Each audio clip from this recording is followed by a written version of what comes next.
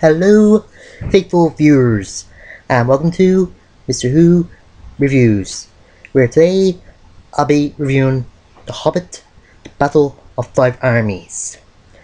There will be spoilers, so if you haven't seen the movie, I suggest you see it for watching this, and if you haven't seen the first two, I also suggest to see those, but I don't really think you need to, but they're good anyway.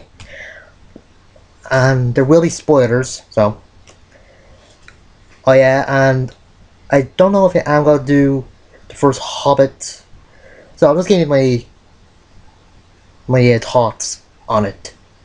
The Hobbit event, an unaffected adventure, it's a good start to the franchise, and some very funny moments, some good fight sequences, and also good character moments, and just great moments in general. Some parts. Okay, Battle of Five Armies. This takes off where the last one left off, which was named the Desolation of Smog. If you don't know that I already did a review of it, I have it in my channel. So, and as I expected, Smog did die. So, a lot of that I expected to happen did happen. Like just people dying and that.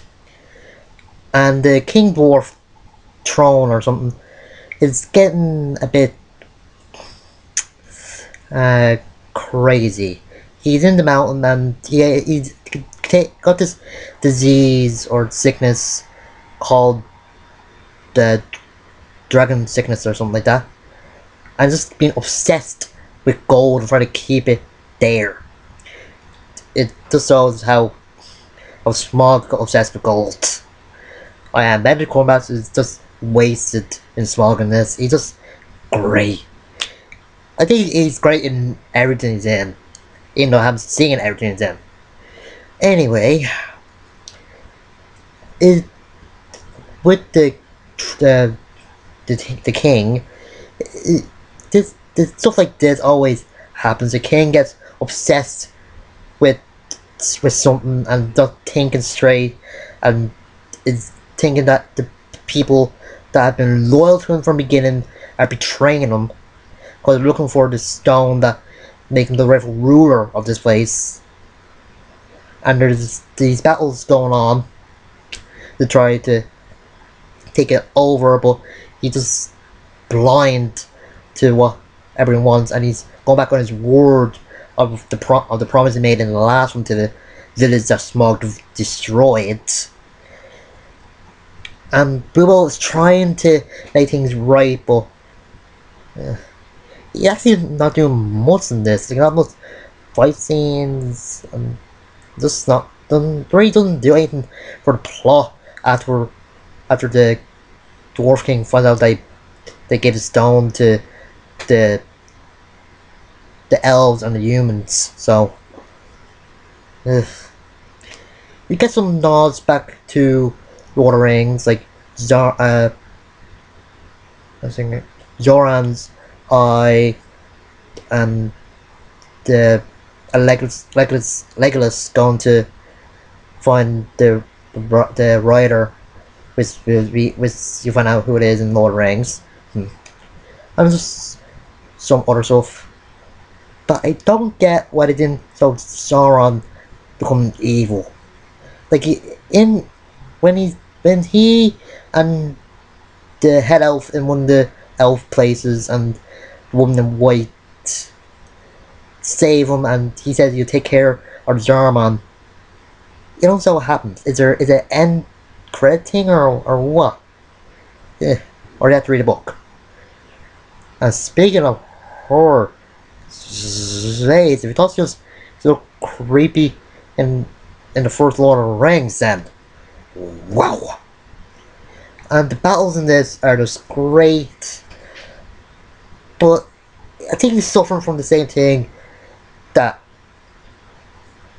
the Lord of the Rings Return of the King is suffering from, just stretching the point in the movie to make it longer.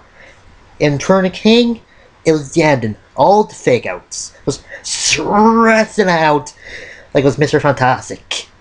And this, it's the fight sequences, just doing the same fight over and over and over again. And it just gets tired once in a while. Oh yeah, and the guy in his Alfred who keeps trying to either steal stuff or just run away. He's just a nuisance. Like, it has to be one guy in a movie that has to be like the backstabber or just the thief or something. It's just, and the love story in this. Ugh. I tell you, the love story or the couple in Lord of the Rings did it way better, because this one just started in Desolation of Smog, while the love story, the couple in Lord of the Rings started at the very beginning. It's just good, and the couple in this doesn't seem like having chemistry. It's one of the dwarves and the redhead elf. It doesn't just, they don't seem right. I don't believe that they actually like each other. And Seth McCoy is good as the Brown Wizard. And as always, Ian McKellen as Gandalf is just great. He's threatening, he's wise, he's calm, he's cautious.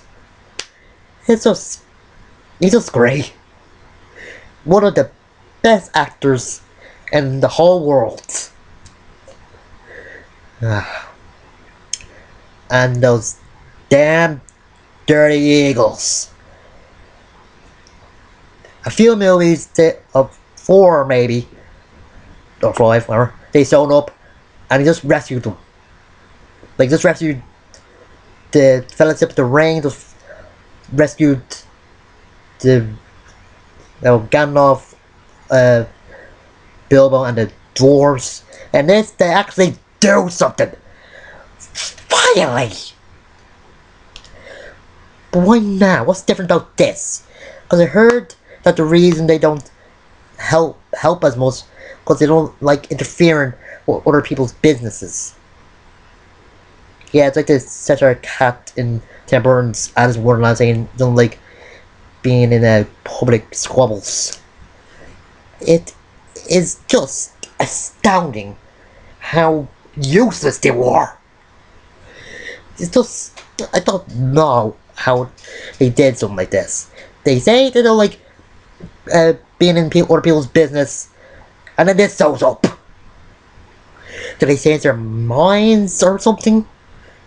Tell me.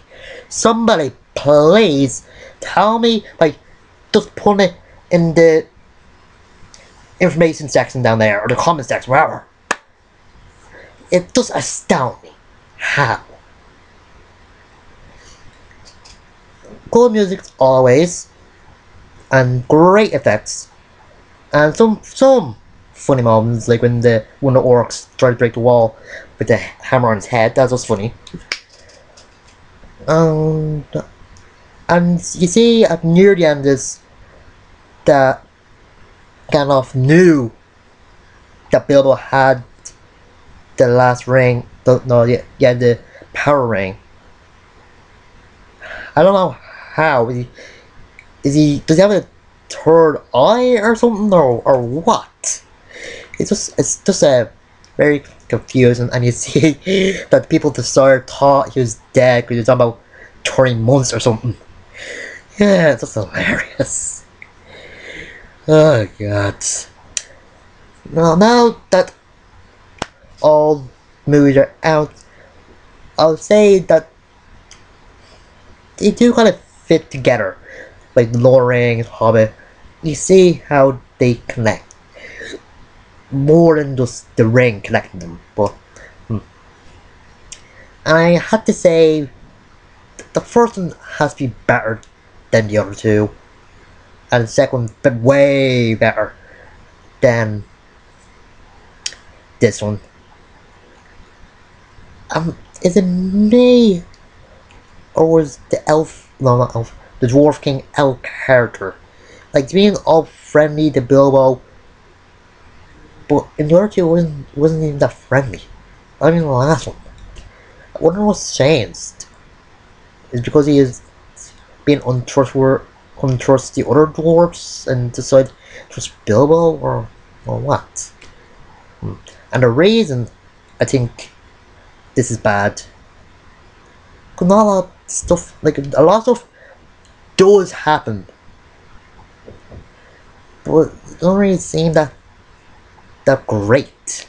Just a lot of fighting and nothing else.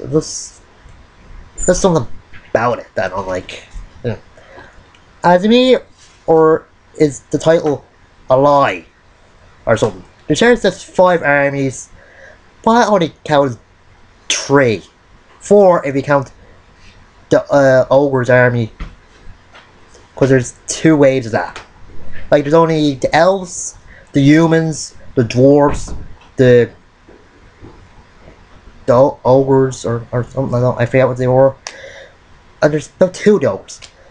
How are there 5 armies?